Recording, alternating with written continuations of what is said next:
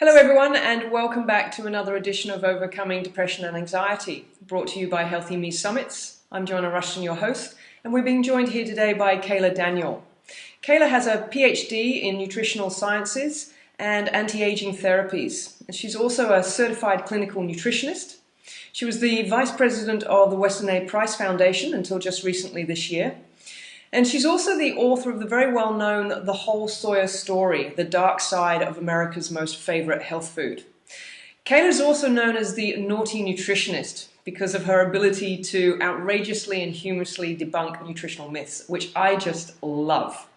So a very warm welcome to you, Kaayla. Thank you so much for joining us. Thank you, Joanna.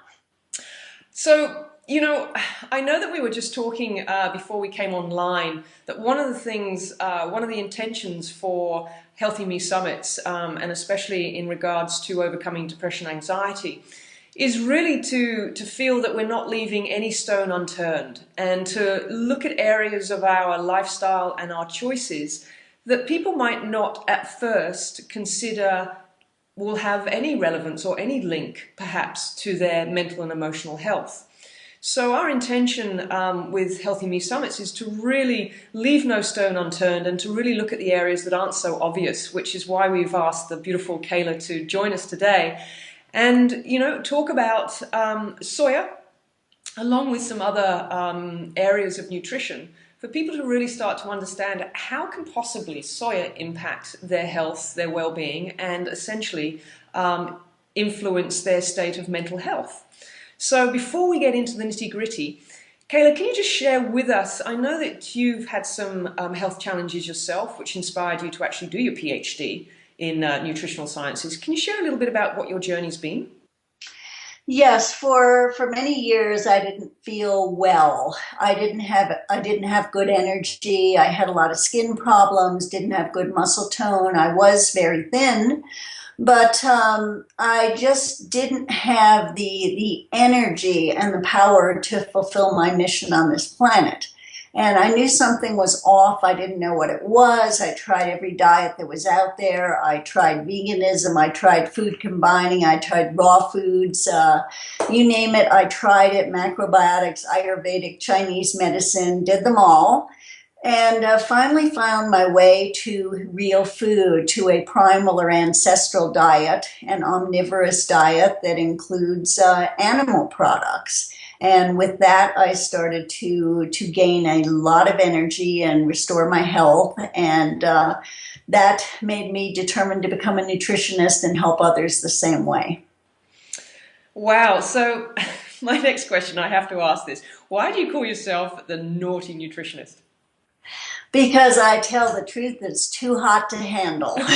I love it. I love it. And that is so true. I think that there are so many nutritional myths out there that need debunking, and that we are still living by what I think is obsolete science and information that really isn't supporting our health and wellness, and certainly not our mental and emotional health and wellness. And that's one of the things that we really want to be able to tackle today with you around the subject of soya. And, I think that it's still considered, especially in the Western world, as one of the most kind of healthiest food alternatives, especially to animal-based protein.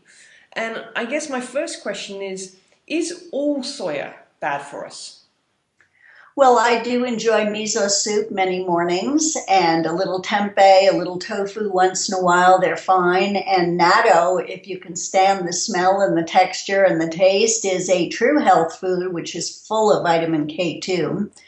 So there are healthy, traditional, old-fashioned soy foods, such as were eaten in small quantities in many parts of Asia for many years. The biggest risk is overconsumption of modern industrialized soy products. And that, of course, is what we're seeing in the shake powders, energy bars, soy milk, fake veggie burgers and fake burgers and other foods. So can I backtrack just for a second? You've brought up quite a key vitamin there. You mentioned vitamin K2. Can you just tell us what the significance of that is on the body and our health? Yes, we need the fat soluble vitamins A, D, K, K2 particularly, and also vitamin E, another one.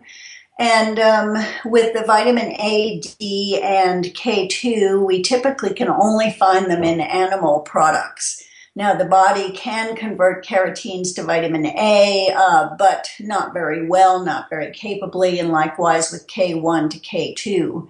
So I think Mother Nature designed us to eat an omnivorous diet, and animal foods are part of it. Now, of course, the wonder of natto is it's a vegetarian food, but the K2 is produced by the bacteria. Ah, okay. And so, what are the beneficial elements of K2? How is it working with the body from a health perspective? Well, let's think about K2 with bones, for example. K2 is very important along with calcium and other minerals that we can absorb. Otherwise, it doesn't work too well. And that's why we have an epidemic of osteopenia and osteoporosis, among other things. So essential for good bone integrity. Exactly. And that's something a whole lot of people are worrying about these days, particularly women worrying about bone health.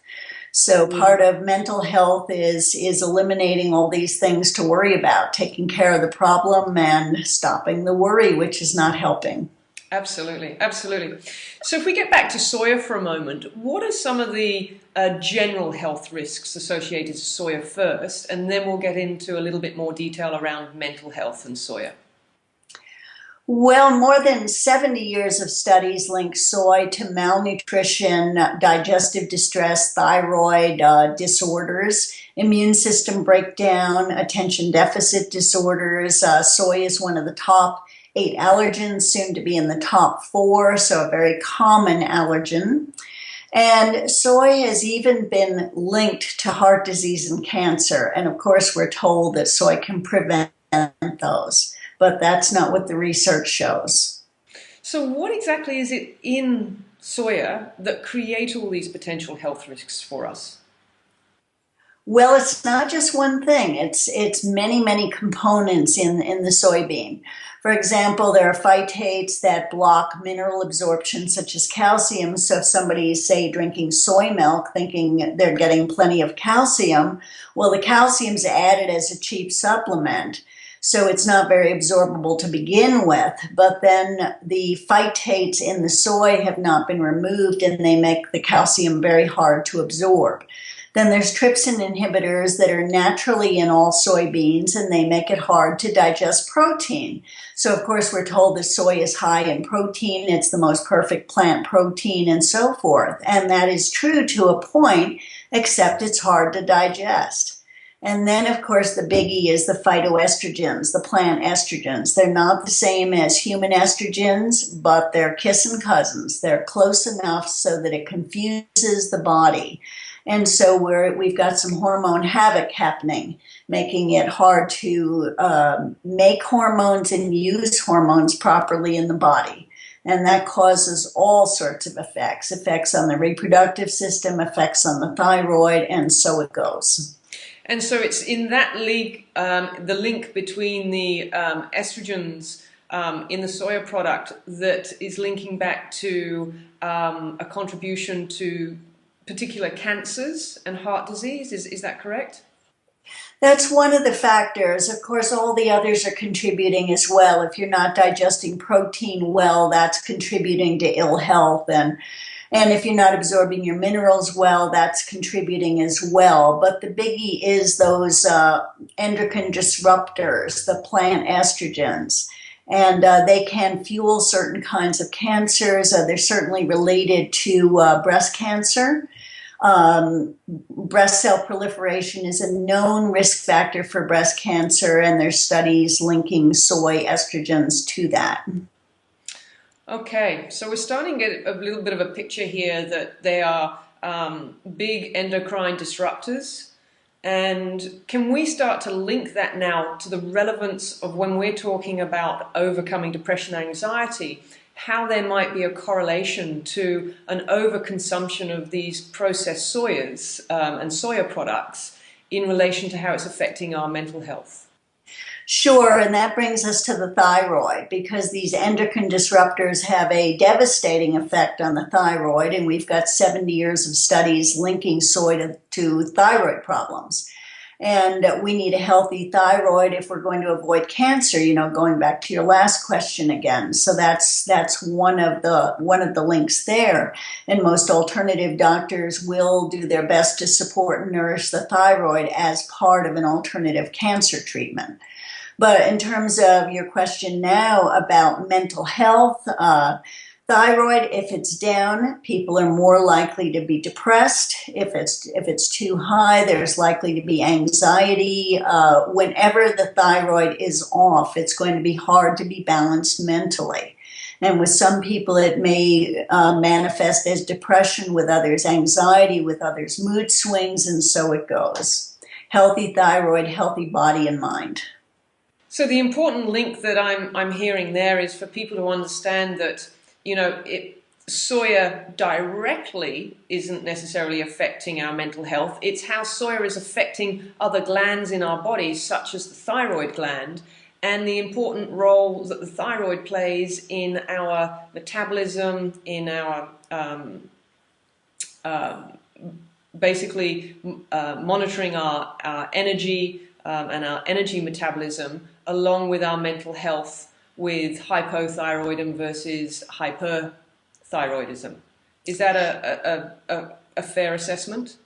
Yes, it is, and there's other factors too that are harming the thyroid. There's an epidemic of thyroid disease, most often manifesting as hypothyroidism, with the symptoms of fatigue, lethargy, malaise, and loss of libido.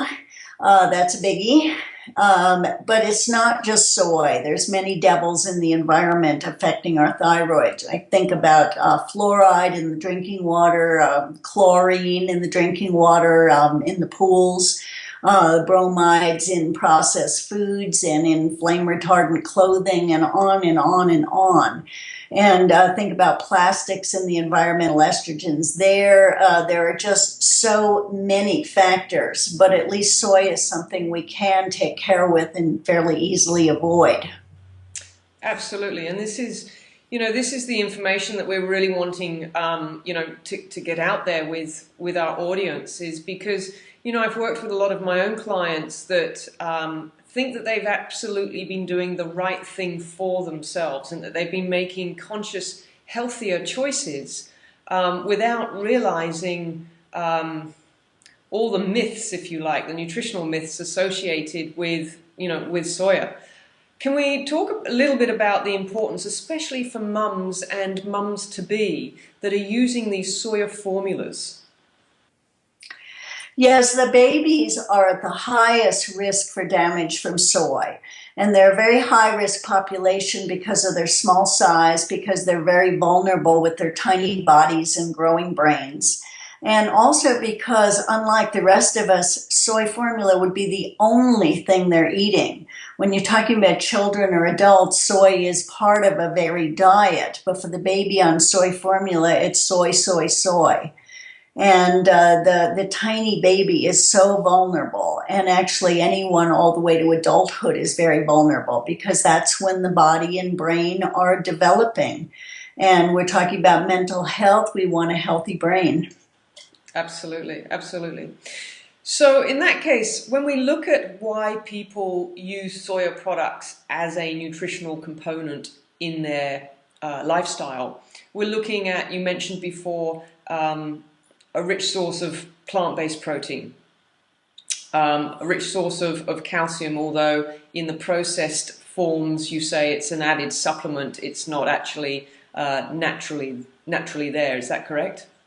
That's correct. In a soy milk, it'll be the cheapest possible form of calcium added. And if you're actually lucky if it sticks to the sides of the carton because it's not a calcium your body can use very well.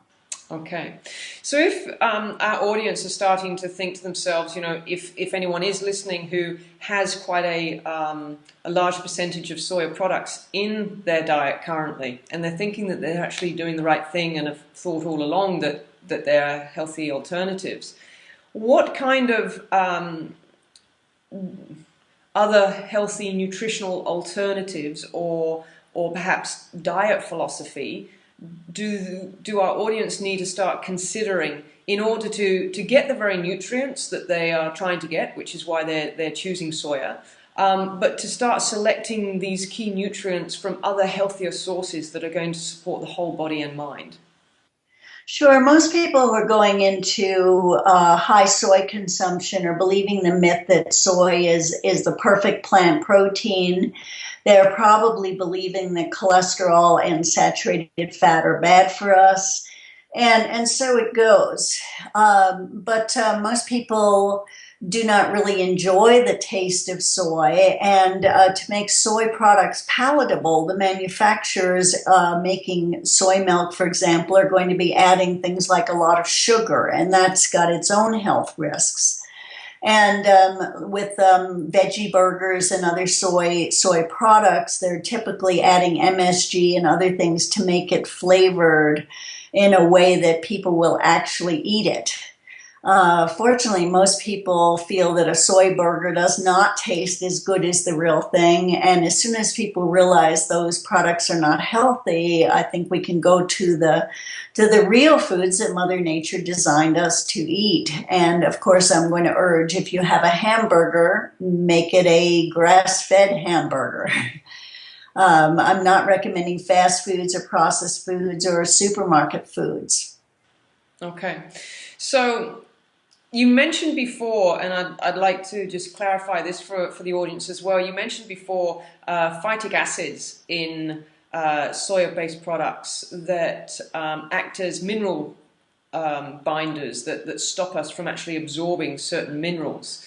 Now, phytic acids are also in other, in fact, really healthy foods, such as certain grains, nuts, and seeds, and things like that. Is that correct? Yes, it's in many, many products. The level it tends to be higher in soybeans than in other beans and other foods. But traditional peoples would soak those grains and beans before cooking them, and that will really help them be more digestible and will deactivate not only those phytates but the trypsin inhibitors and some of the other factors that we call anti-nutrition factors. And some people would call those toxins. So traditionally, people would soak them and use them. But nonetheless, some people also benefit from fewer grains in the diet. Some people on paleo or primal diets are minimizing their grains, and there's many reasons for that, particularly minimizing wheat consumption or excluding it altogether for those who have gluten intolerance. And if you've got gluten intolerance, one of the ways that's going to manifest a body-brain connection, mental health disorders. So people who have gluten intolerance or sensitivity are almost certainly going to feel better physically and mentally if they exclude gluten. Okay. We're actually going to be speaking to Tom O'Brien about that very subject. Because I think, Wonderful. yeah, it's a really big topic to talk about, and for people to get really clear about the difference between a celiac condition versus a non-celiac sensitivity towards gluten. I think a lot of people don't even realize that they are sensitive to gluten, and are presenting with some of the very common signs and symptoms. And as we now know through research, similar to the effects of soya, it affects not just the digestive system but also the brain and the thyroid, as well as the gut. So similar to soya, it's a product that we've really got to educate ourselves on and understand what sort of quality of grain are we needing to consume so that we can minimize those health risks. Yes, and a very good point you're making. Physical and mental go together, and nutrition affects all of it. Absolutely, absolutely. There's another question there that I also wanted to ask around soya and phytates. Now we've said that in our traditional, going back to more primitive Paleolithic times, our ancestors would soak the nut seeds, pulses, and legumes. and that neutralizes the phytic acid, correct? So it's no longer the same effect on the body. That's exactly right. Okay. Okay. Good. I think that's really important for people to know because again, when we are making healthy choices, often we can go and get ourselves some really healthy nuts and things like this and eating them raw, but not realizing that by doing so we're making a healthy choice, but we're not actually extracting the pure potential of that food if we're just taking it in its natural state. Yes, and of course, all of these things are extra steps, and we're all busy, and maybe it's not convenient to soak our nuts and seeds. And if you want crunchy nuts, you not only need to soak them, but you need to put them in a dehydrator or a very low temperature oven to get them back to being crispy. So these are all extra steps, and it can be challenging. So it's very rare to be able to say find beans at the health food store that are in a prepared dish or, or in a can or whatever, where they've been prepared properly. They've just been boiled basically. So it's getting back to needing to prepare foods in our own kitchens. But in terms of mental health, there's really something to be said for a family cooperating and preparing the food together and eating the food together.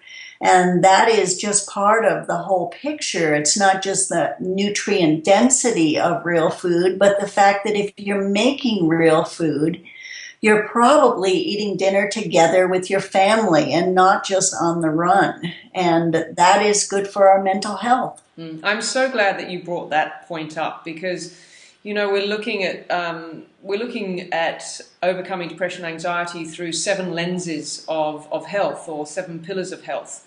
And although we're talking here about nutrition and the importance of hydration as well as one of those pillars, other pillars that we're looking at depression and anxiety through are things like states of relatedness and the importance of community and the importance of creating connection, first and foremostly with yourself and then within your family and your immediate tribe.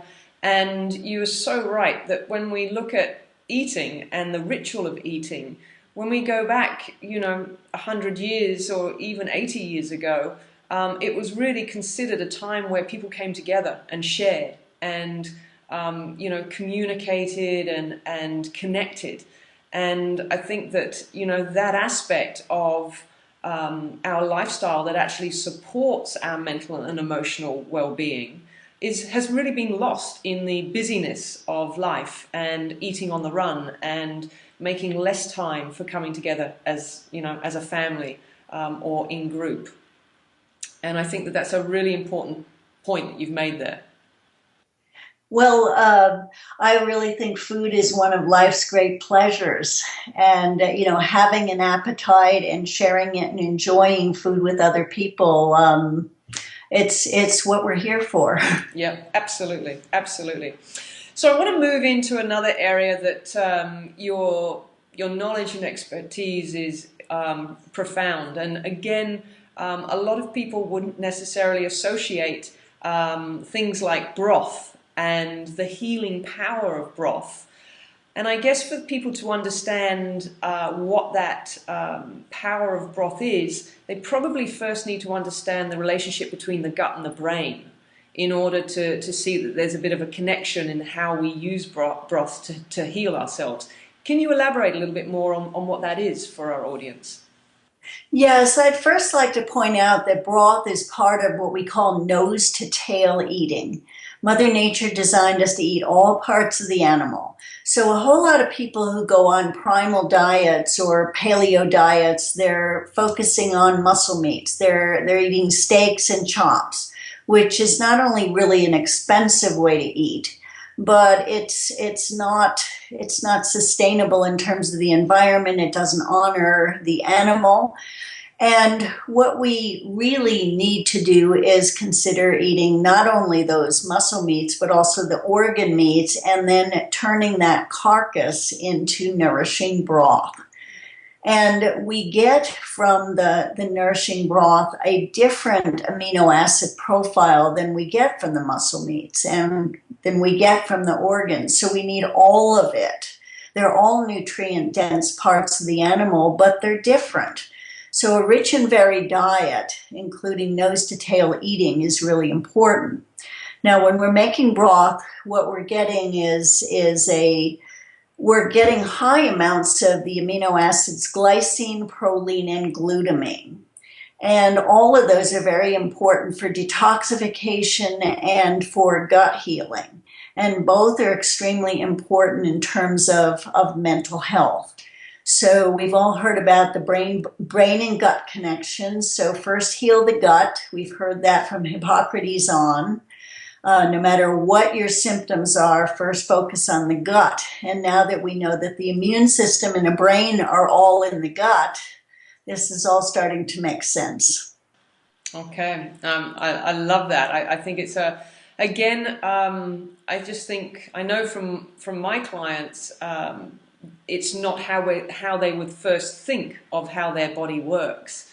As much as all the cutting edge science shows us that we're an integrated system of systems, and you can't, affect one without it having a cascading effect into all of the others. But some people still have this very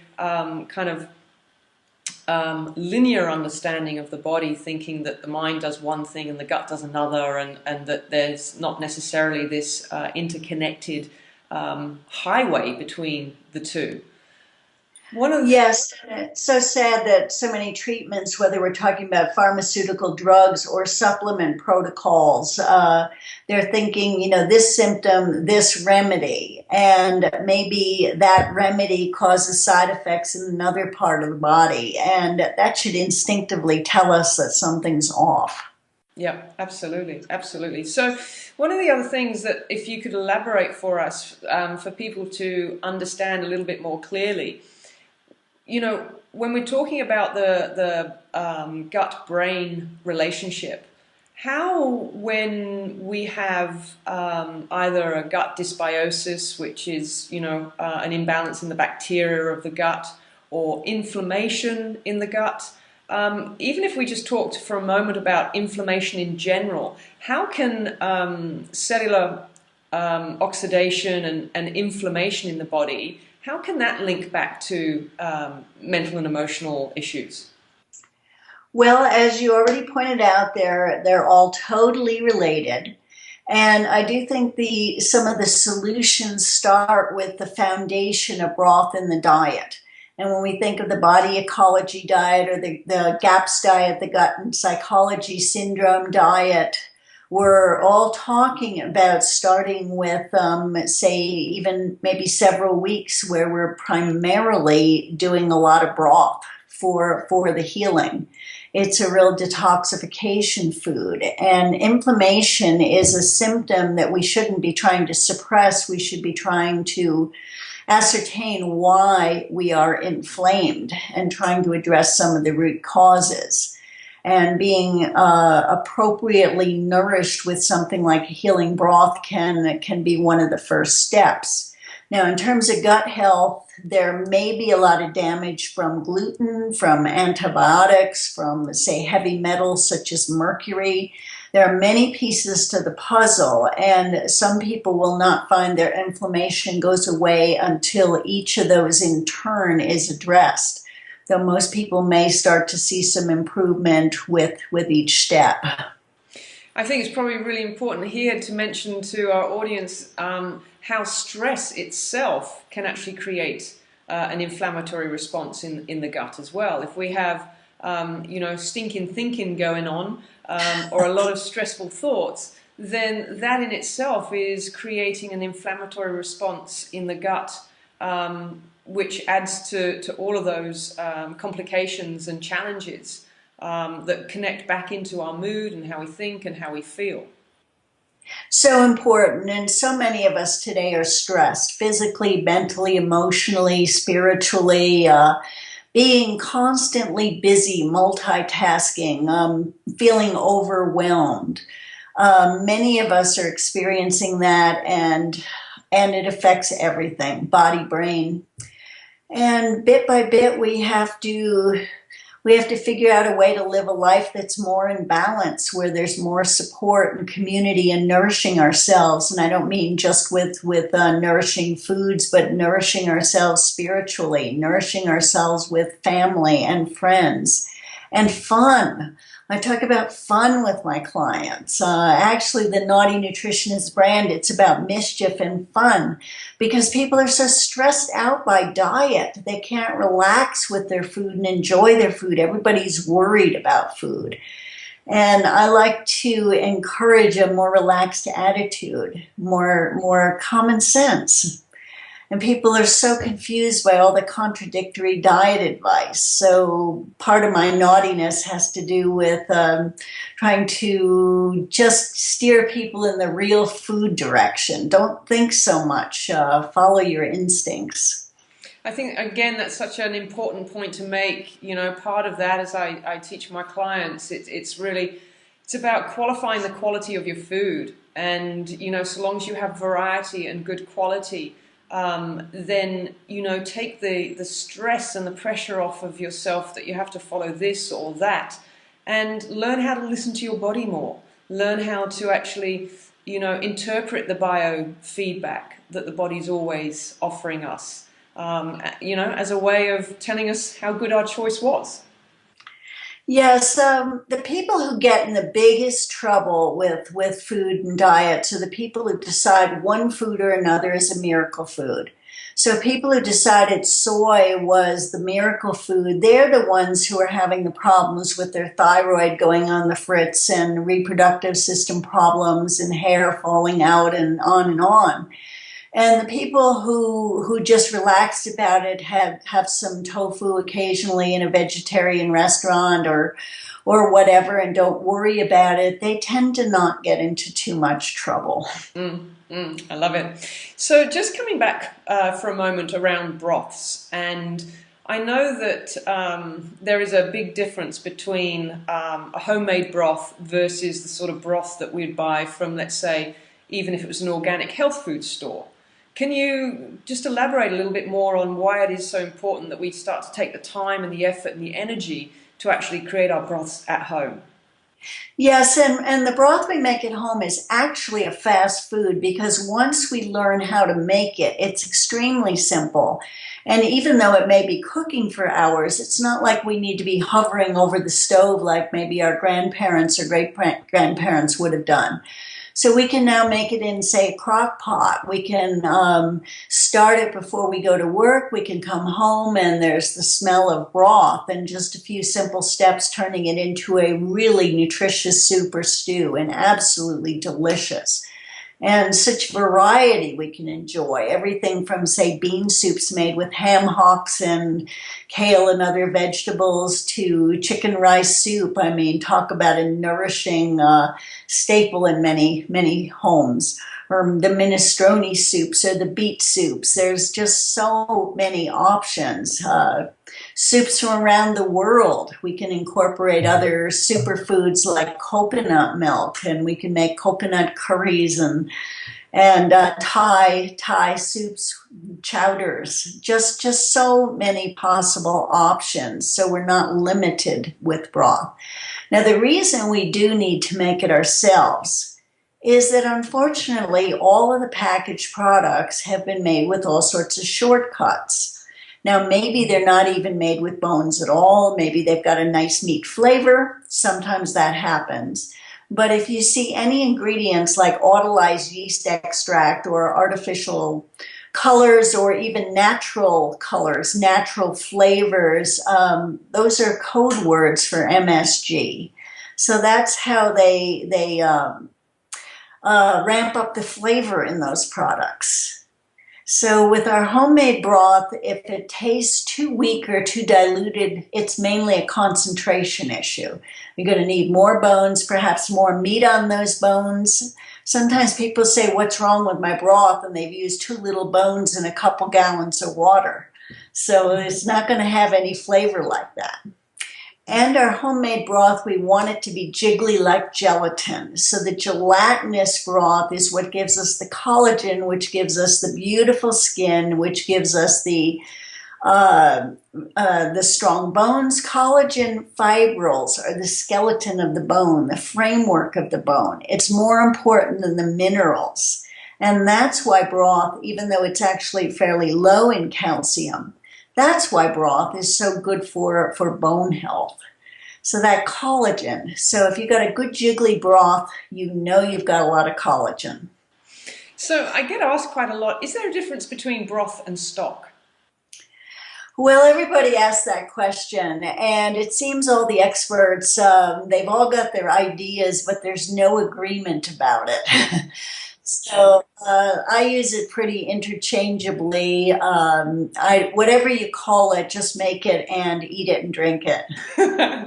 I'm with you on that. I use it, interchangeably. To me, it's the same thing, and it's just about good quality grass-fed bones and some good quality root vegetables and some great seasoning and herbs and so forth, and create the flavor and, as you say, get the right consistency. And I encourage my clients to start replacing their cups of tea during the day with, a cup of broth instead of the coffee or the tea, or even instead of herbal tea. Just start getting into the habit of a couple of cups of broth every day, and you'll be amazed to see the difference. I agree with that, and I call it meat tea. Have a cup of meat tea. And in the 19th century, authors often referred to a meat tea, and sometimes they meant a broth, like we've been talking about. Sometimes it was a different formula. But people did talk about it as nourishment, and also something that was very special and important if you were trying to help a sick family member. Cookbooks of the time always had a chapter on what they called convalescent cookery or invalid cookery. And it was full of recipes with broths, meat tea, soups, stews, and aspic, which is how you make a cold gelatin product for the summer. So that leads me to another question here, which is a little bit more general, but considering around brain health and foods for our mood, what are some of your top food categories or top nutrients that you use to particularly nourish the brain? Bacon is my favorite nutrient. Bacon makes everything better. You want to be happy, cook up a pound of bacon and eat as much as you want. It really is a mood shifter. And I'm not being entirely mischievous here because bacon is actually high in monounsaturated fat. It's also got saturated fat, but it's about 50% monounsaturated fat. And the flavor, of course, is incomparable. And it includes a lot of natural vitamin D, and you're going to have the bacon fat to pour off from making the bacon, and then for the next few days at least, maybe a week or more, you can be frying up your eggs in the morning in wonderful bacon fat, and that will make the eggs even better. And before you know it, you're actually eating a very nutrient dense diet that's feeding your brain. So the vegans joke that, well, they actually don't joke about it because they tend to not have a great sense of humor.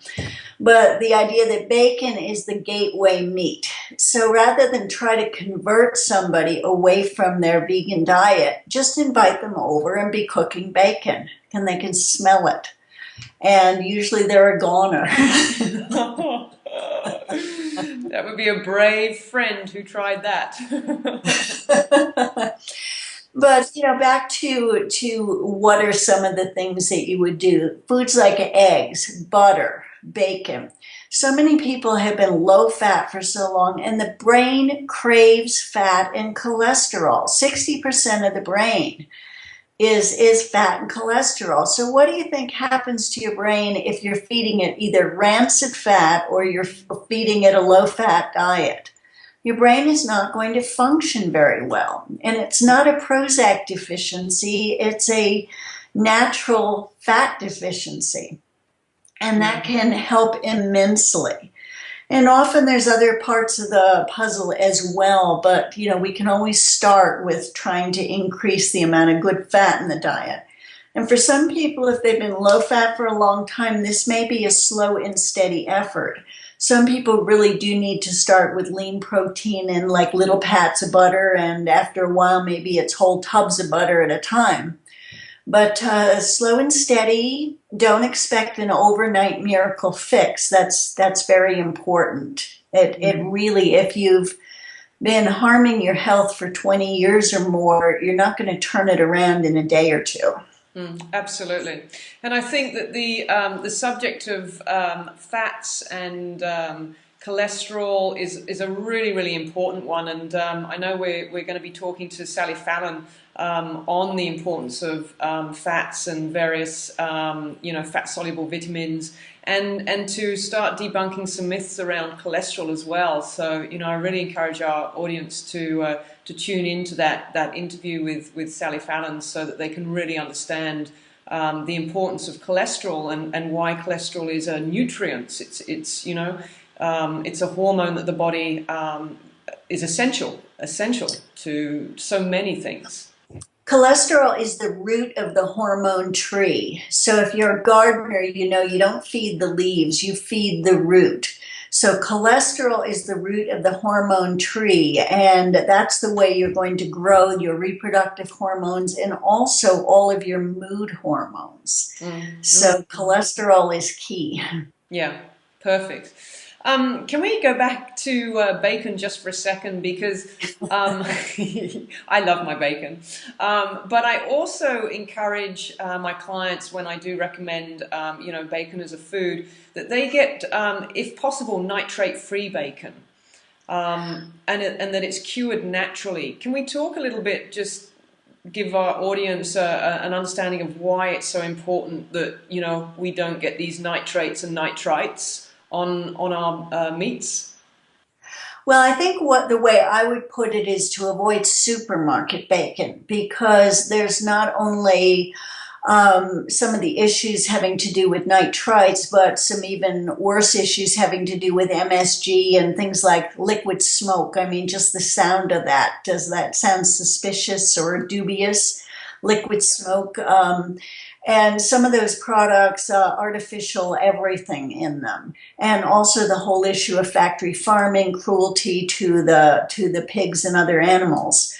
And while we're at it, I just like to warn people about turkey bacon and soy bacon. And the question I would ask people to think about is what does it take to turn a turkey into a pig? Think about that. Because the answer is to try to get the flavor that people expect from bacon, they're having to use an awful lot of things like MSG. And what does it take to turn a soybean into a pig? Now, that's even a more insurmountable problem. And frankly, they do not succeed, but a lot of MSGs and additives. So let's go for the real thing and from humanely cared for pastured pigs. And most of those products will, they advertise themselves as no added nitrates and nitrites. What they actually do is they add some celery salts and some activators so that those will turn into the nitrites, so they have the curing. So it's not really nitrate or nitrite free, and nor do we need to worry about that. And in fact, years ago, they would use some nitrites that increased the curing power and it allowed the product to be preserved better. Because the products we have now really do need to be refrigerated because they're cured, but it's best to refrigerate them or you'll find out how limiting the cure is now. And I think, for anyone that perhaps doesn't correlate some of the side effects or symptoms of MSG, I can certainly share with experience that the headaches and the mood swings and just some really nasty neurological effects of MSG. If you're, wondering where all of a sudden, having eaten something, you suddenly get a headache, or you're feeling off in the gut. very, very, very often MSG hidden in that food, and you didn't realize it, and now you're having the effects of consuming it. And that's where a food diary can really help people. And the kind I recommend is just very simple. Keep it simple. Don't complicate your life more. So a simple notebook, and on the left-hand side, you can put down what you've eaten. Don't fuss too much about the exact portion size, calories, grams, etc. Don't worry about it. Just put down, bacon, Chinese lunch or whatever it is that you're having, soy shake, whatever. And on the right-hand side, very briefly, again, you're not going to write a diary. Just say, feeling great. Felt really sleepy after lunch, or snapped at husband for no good reason. These different things, and over the course of a month or two, you may see certain patterns. And the thing to keep in mind is there's not always an immediate cause and effect. Sometimes there'll be a delayed reaction. And a delayed allergic response would be over a couple day period. So that's where the food diary is really useful, because most people will notice an immediate cause and effect. Yeah, yeah, beautiful tip for our audience. So just a couple more questions, Kaayla. What would some of your top nutritional myths be that our audience really just need to know the truth, and that's that? Well, one of the biggest myths, of course, is that a low-fat diet is good and that saturated fat and cholesterol are bad for you. The idea that soy is a health food and a plant-based diet is the healthiest, and a vegan diet is the healthiest of all. And these are all myths that I think are really starting to be debunked. And one of the best things that happened with the paleo diet becoming such a fad is many people shifted from vegan diets that were not supporting their health into a paleo diet, a primal diet, ancestral diet, a Weston A. Price Foundation kind of diet, or whatever you want to call your real food diet, but an omnivorous diet. And a couple other myths, the idea that you have to be perfect. That has held so many people back. People think they can't cook perfectly, so they shouldn't cook at all. Or people worry about making the perfect broth, and they're wanting to know the exact proportion of what kind of bones to use. And I say, relax about it. Enjoy the cooking, enjoy your eating. Yeah, really important. Really important. Thank you for clarifying some of those myths. And I think also what's really important for our audience to hear is that certainly for Healthy Me Summits and the team here, we really do advocate that there is no one fits all approach to dieting, and that we're all very individual and we have our very individual biochemistry. And Mother Nature made it very simple. We have three macronutrients: protein, fats, and carbohydrates. And if we, learn to source them from really good natural places, organic wherever possible, clean, chemical-free, ethically raised animal-based products, and that we ate them in consideration to what yourself as an individual feels you need, so that you don't get you don't get fixated in any one paradigm, whether it's the vegan, the vegetarian, or the paleo. That you can feel free to explore what the body needs at any given point in time, and that essentially you're not eliminating any one particular food, and that variety is absolutely key in any form of balanced diet. And there's a lot of pleasure to be had in, say, going to farmers markets, getting to know your farmer, making that an event each week with your children or perhaps with your friends. The pleasure of cooking together. So many people tell me they're spending hours looking at labels at the store, and I say, if it's got a label, don't eat it. Buy the whole foods and spend that time preparing food with your friends and enjoying the community and the love together around the table. And that is so important for our physical and very much for our mental health.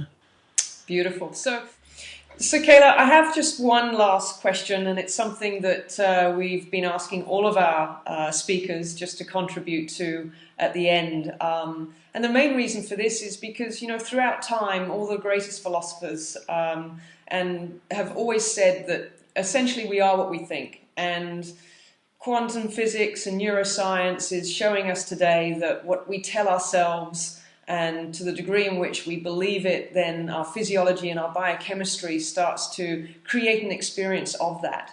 So if the words that we speak to ourselves are so very important, we're asking our speakers to contribute what they feel their I am statement is, that they reaffirm to themselves every day as a positive affirmation for who they are and the contribution that they make to the world. Would you have an I am statement that you could share with us?